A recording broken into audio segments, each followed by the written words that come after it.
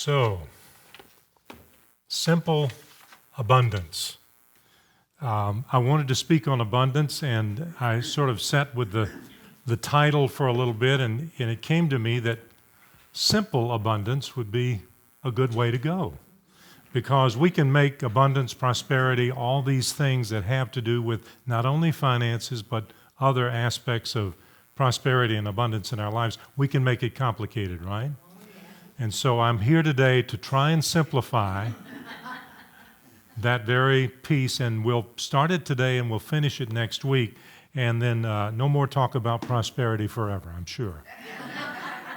So Charles Fillmore kind of gives us his take on the idea of abundance. Now, we kind of do abundance and prosperity interchangeably often.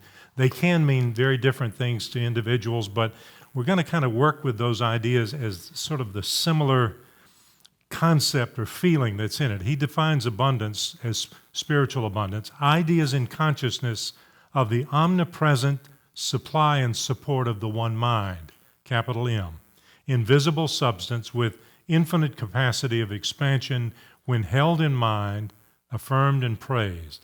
And he quotes Jesus speaking in the Gospel of John, "All things whatsoever the Father hath are mine." That's a lot to take in, isn't it? All things whatsoever the Father hath are mine, because we are creations of the divine, and she, it, that beautiful power that is God, didn't just create us and say, okay, you're on your own. You work it out. You have a problem, it's all up to you. We came into this experience of expressing God with all of the good that we need to give that expression in its fullest. And our challenge comes in forgetting that, or not allowing ourselves to embrace it as fully as we can. And so then his definition of prosperity, see how similar you see it. The consciousness of God as the abundant, everywhere present resource, unfailing, ready for all who open themselves to it through faith. And he quotes Psalms, "They that seek Jehovah shall not want any good thing." And of course, in the words of the psalmist, those that seek Jehovah, those who are attuning themselves to this divine presence that is everywhere.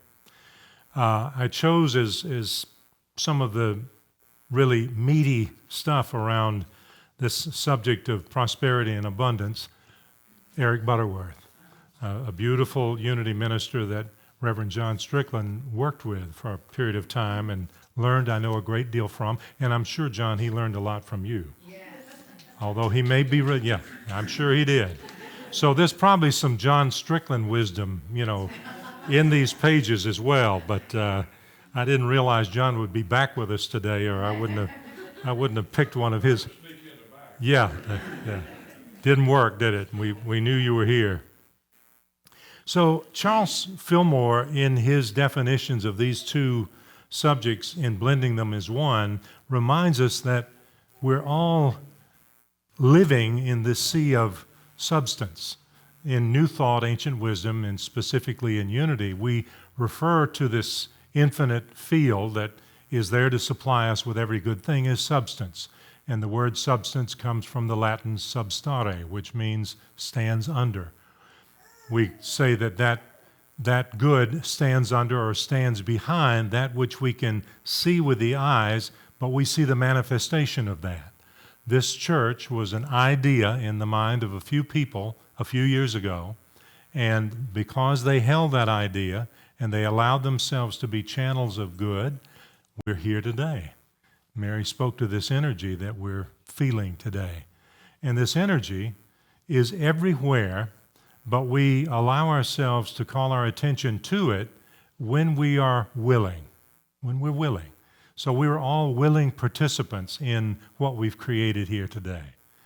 Now, this substance, this idea of divine substance, is in fact ever available to us, and Charles Fillmore went so far as to say it's really, and don't hear this the wrong way, but he said it's really a sin to be poor. somehow some of us have it hooked up that it's a sin to be rich. And if we've got to make a choice one way or the other, I kind of like the last one. I think it was Noel Coward that said, I've been poor and I've been rich, and believe me, rich is a lot more fun. Something like that. And we're not just talking here about finances, but finances are an important piece of this. Eric Butterworth, in his wisdom, and in particular as he opens his discussion in this beautiful book, Spiritual Economics, The Prosperity Process, reminds us that no, we can't take direct responsibility for the stock market when it has a week like it's had this past week. A lot of swings up and down over the past few weeks. Nor can we take direct responsibility for the world economic challenges when they happen, misuse of funds, whatever the case may be. But we can and must, if we are to be truly in this place of spiritual well-being, we must be willing to be responsible for our reaction to it. Do we react from fear or from faith? When we react from fear, we often make some bad choices. And if, at the very least, if we're not involved with the market or involved with other things that are directly affected by these swings, we're involved with the quality of our own lives. And if we allow them to drive us into fear, then we are not experiencing the joy that God has fashioned us to do, to be the divine expression that we are indeed called to be. And so in this experience of understanding substance, I want to simplify it and pull from an old fellow who John and I are familiar with, and I'm sure Reverend Claudia is as well, and that's Stretton Smith. And Stretton Smith did a 12-week program called Prosperity, what was the name of that program? The 4 T's. Tithing of time, talent, treasure, and that's it. And time. That's it. All that business.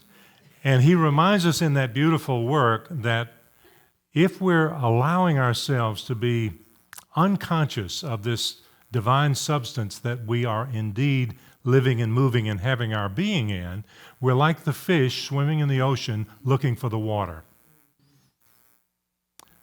Because that substance is all around us. A teacher of ours, Arnold Patton, used to say, to the degree that we're not experiencing that affluence, that richness, and that fullness of life, we're literally holding it out. And sometimes our arms get tired, don't they?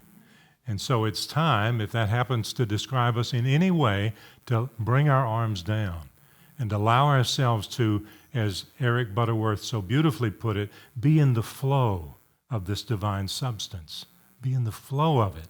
So I'm going to ask you to close your eyes for just a moment, and whatever it might be in your precious and beautiful mind that is bubbling to the surface, okay, this is an area of my life where I want to experience a richer, deeper spiritual well-beingness.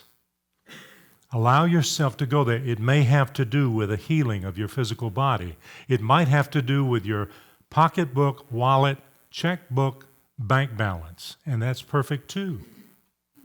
It may have to do with wanting to experience the fullness and the richness of that abundant life in a relationship that may have gone astray, may be tarnished or tainted in some way. Whatever it might be, allow that particular idea to come to the surface of your mind, and even as you do, let's remember collectively here together in this spiritual setting that there is a beautiful answer to that question, to that difficulty or dilemma. There is a wonderful healing that is waiting to come forth, and we together, supporting each other, can say, I'm willing to bring my arms down. I'm willing to bring my defenses down. I'm willing to let go of that scarcity thinking so that I can, in its place, hold the energy of abundance thinking. And more than abundance thinking, abundance feeling. Feeling the wholeness that we associate with that Christ energy, that Christ that Jesus demonstrated so beautifully, walked upon this earth, in my estimation, the richest man who'd ever walked the planet, because he knew that he was aligned with the Spirit of God and that that substance was all around him and all around all of us. And so he called us to invest in that energy and that idea. So for just a moment, allow yourself in a moment of silence to feel the feeling of what it would be like if you had experienced that physical healing, that financial healing, that healing of relationship, or whatever else might be there, as if it had already occurred.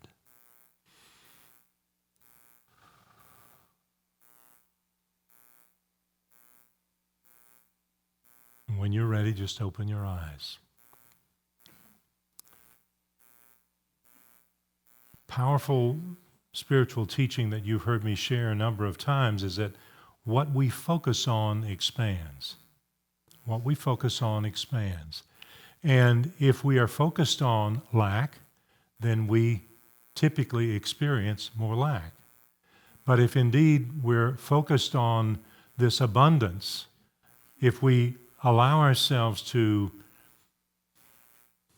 I hesitate to use the word buy in, but that's really what comes to mind. If we allow ourselves the gift of saying, I'm going to invest energy in this idea. I'm going to bring my focus to this idea. And when I catch myself, when I become conscious that I've flipped into the old way of thinking, I'm going to say it's okay and bring myself back. Principle also teaches us that the more we become conscious of those thoughts when they go in that direction, the more we loosen their grip on our emotions and our spiritual life. And the more we free ourselves to experience that deep, rich abundance that we've been called to do. So I want to just illustrate this point around what we focus on expands. I had the pleasure last weekend of spending time with Jim and Karen, and those two and I talked a great deal about their experience with black bears and how, because they live out in the country, they'd experienced not long ago seeing a mother bear and her 3 cubs, and how they were kind of wanting to do battle with the dog, one of their 2 dogs. And so we just really I kind of got into that bear energy.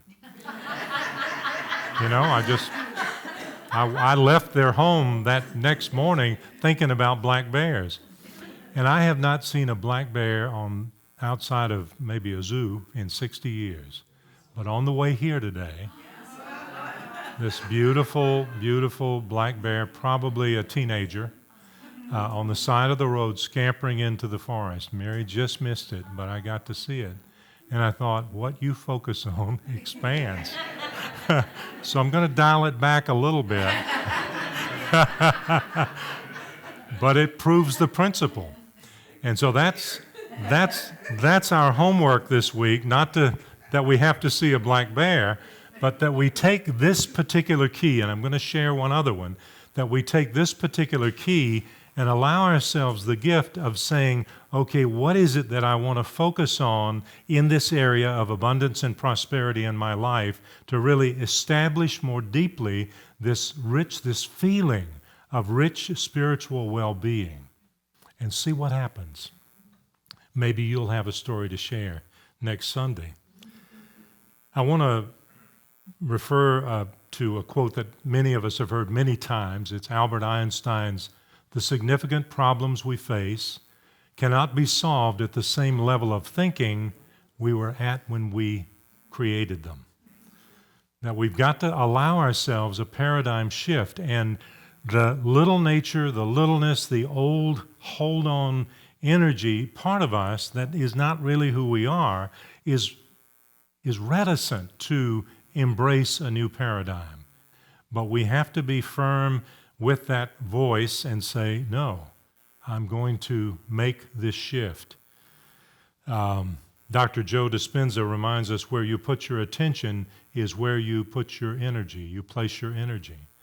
And if we put our attention on a richer quality of life as it reflects in whatever areas we wish to be focused on, if we place our attention there, our energy goes to that place, and it is an energizing experience that we feel when we do that.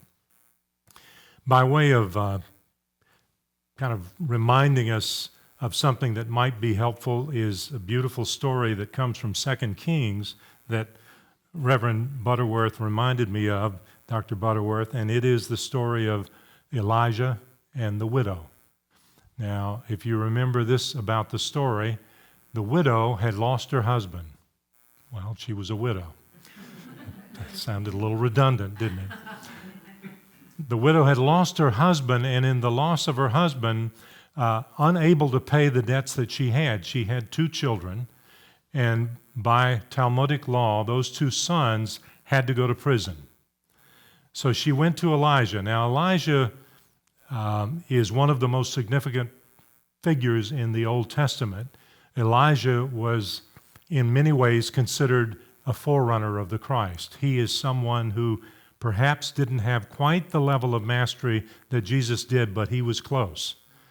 And so she went to wisdom. She went to kindness and compassion. And Elijah said to her, "What do you have in the house?" And she said, "I have 1 container of precious oil. That's it. I only have that." And he wisely said to her, "Then go to your neighbors and borrow all the vessels that you can. Bring them to your home and begin to fill them." And the scripture tells us that as she did, each one was full, then another, then another, then another, until she was at the place where she had no more vessels. They were all filled with this precious oil. Now, her consciousness when she went to Elijah was, this is the only thing that I have. And Butterworth, in his wise teaching, says that was indicative of a disease and affliction that a number of us have, which is called onlyness. Onlyness. I only have this. I only am worth this. I only have this much spiritual understanding. But Elijah, representing the all-sufficiency of God, said to her, "Gather in the other vessels." In other words, he expanded her faith.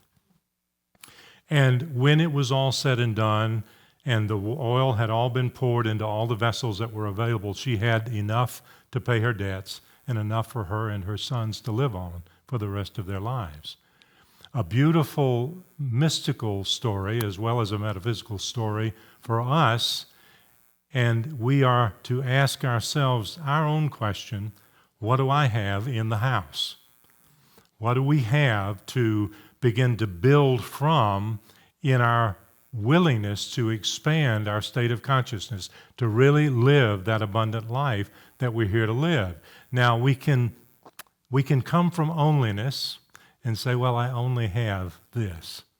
Or we can say to that indwelling Christ, I have this, and now increase my faith, expand my understanding, so that I can go out into my world and I can receive those divine ideas that are being given to me in that state of consciousness. I can receive guidance and inspiration. I can receive a willingness to do the work that's mine to do, and allow ourselves to, once again, in Dr. Butterworth's language, be in the flow of that divine substance. So key number 1 is to be in that flow, to be cognizant of that substance, and to give ourselves the gift of not only thinking about it, but feeling it, saturating ourselves, as my beautiful wife Mary likes to say, marinating in that feeling. Spoken like a true chef, which she is. So we replace the feeling of scarcity with the feeling of abundance. The second key, and I won't be quite as lengthy with this one, but it is a key that you've heard many, many times, and is the key of gratitude. Dr. Joe Dispenza says, gratitude is the ultimate state of receivership. And I shared in my notes, found myself writing out this morning when I was being with this lesson, that Mary and I, over our 32 plus years, whenever we've been felt the most stuck, we'd start writing gratitudes. And it's not about just writing the gratitude or thinking about the gratitude, it's about feeling that gratitude. So let's just go into that place for a moment. I invite you to close your eyes for a moment and bring your left hand to your heart, if you will. And in this place, I want you to hear me mouth the words of Jesus. Beloved, in you is our Father well pleased. In you is this great hope. In you is this light that is being called upon to shine in this world, to shine around the circle of your friends and family, to shine out into society locally, regionally, nationally, globally, universally. And then you bring that focus back to yourself for a moment and feel that love that God has for you. Not when you do something, get something, say something, think something, but in this moment, loving you and me and all of us unconditionally, allowing us to find once again the innocence of that precious, precious love that we are, beautifully reflected in our service today by this precious, precious little girl.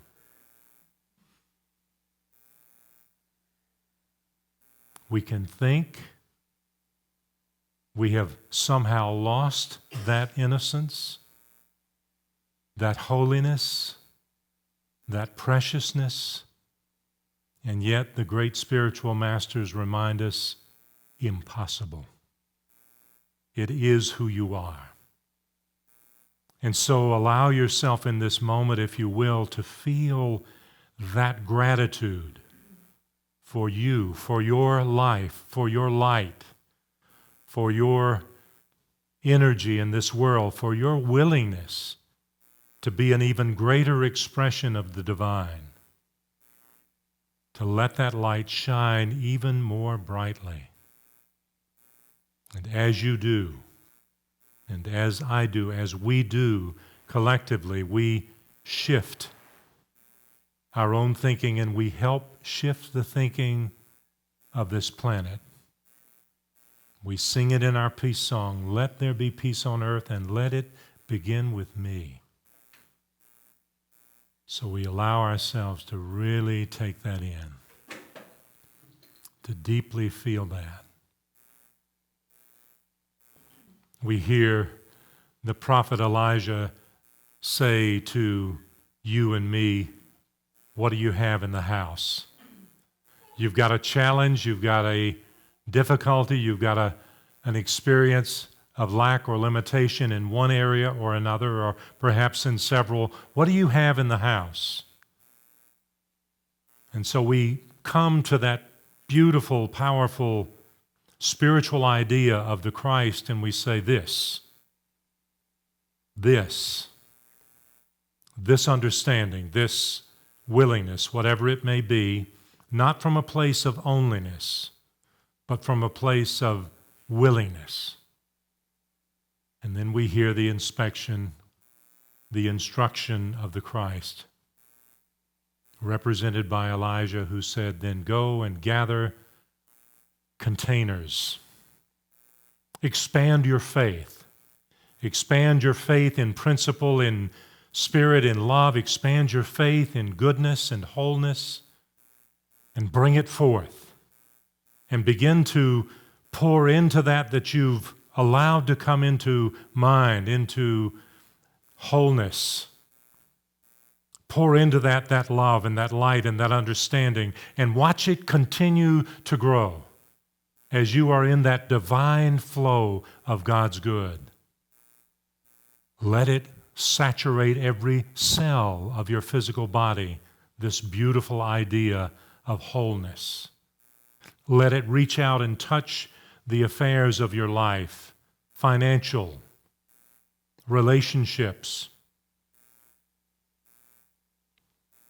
understandings, whatever they may be. And feel, as the widow felt on that amazing occasion, a sense of release and peace. My life is truly secure, and it is. My spiritual well-being is insured, and it is. And all that I was concerned about begins to recede as I celebrate this wholeness, this light, and this love.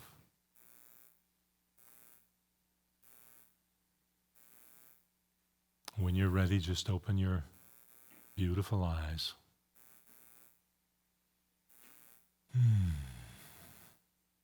So, homework. Focus on the good. Focus on the true. If there's a sense of falling back, and we almost all of us in a given week can go there, an email, a text, a phone call, or something takes us out of our peace, give yourself a blessing and come back into that center. And be grateful for your life. God bless. Thank you.